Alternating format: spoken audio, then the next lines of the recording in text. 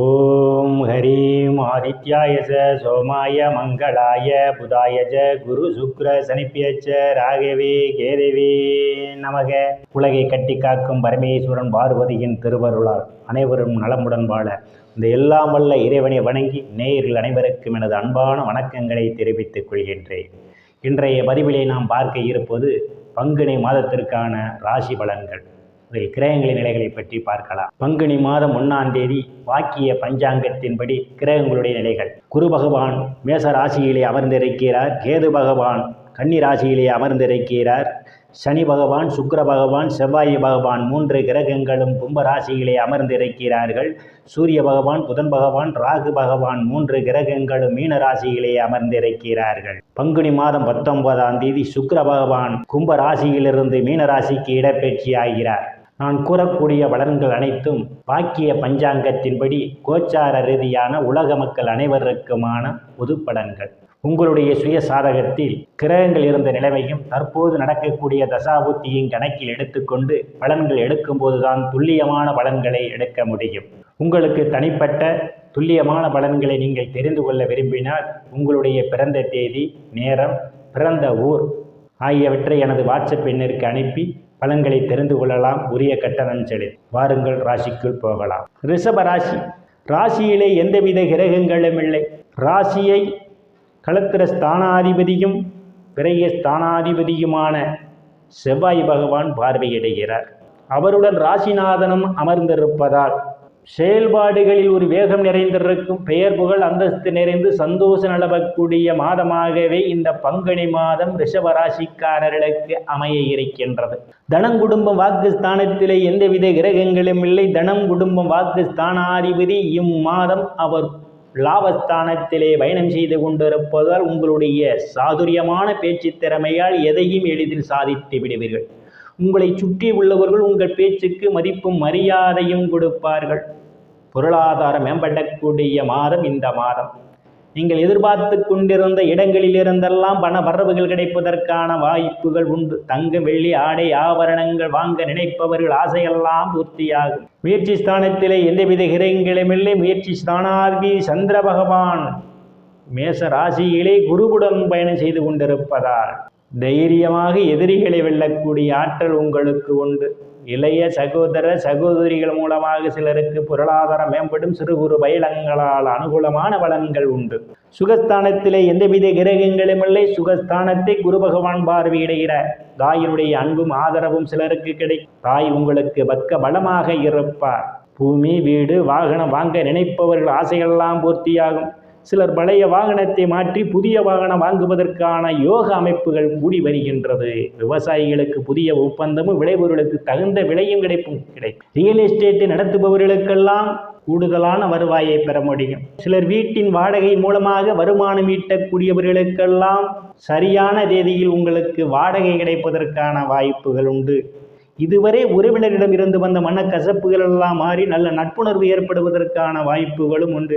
உயர்கல்வி படிக்கக்கூடிய மாணவ மாணவிகள் படிப்பிலே சிறந்து விளங்குவார்கள். ஆசிரியர்களின் நன்மதிப்பையும் பாராட்டையும் பெறுவார்கள்.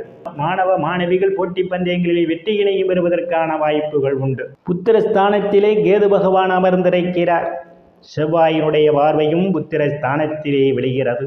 சிலருக்கு புத்திரர்களால் பிரச்சனைகள் வருவதற்கான வாய்ப்புகள் உண்டு. புத்திரர்களுடைய உடல்நிலையில் கவனம் எடுத்துக் கொள்வது நல்லது.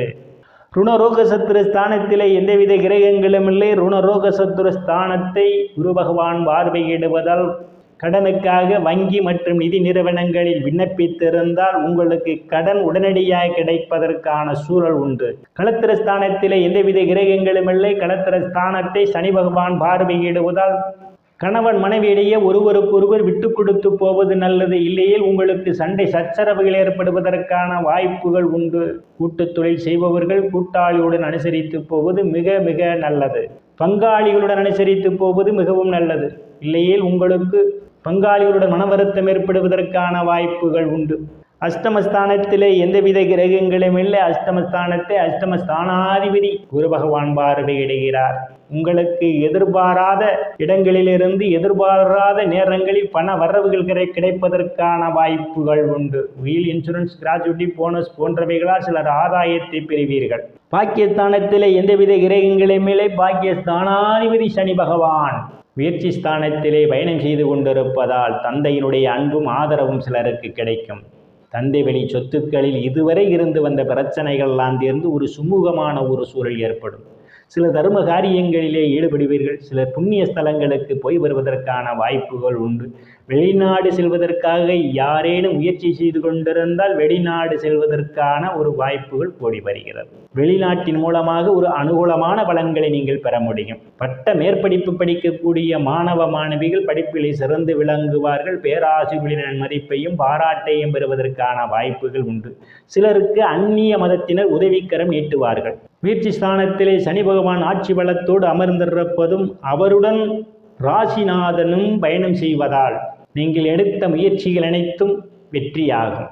வேலை தேடுபவர்களுக்கெல்லாம் அவரவர் தகுதிக்கேற்றவாறு வேலைகள் கிடைப்பதற்கான வாய்ப்புகள் உண்டு. ஏற்கனவே பணியில் இருப்பவர்களுக்கு பதவி உயர்வுக்காக காத்து கொண்டிருந்தால் பதவி உயர்வு கிடைப்பதற்கான வாய்ப்புகளும் உண்டு.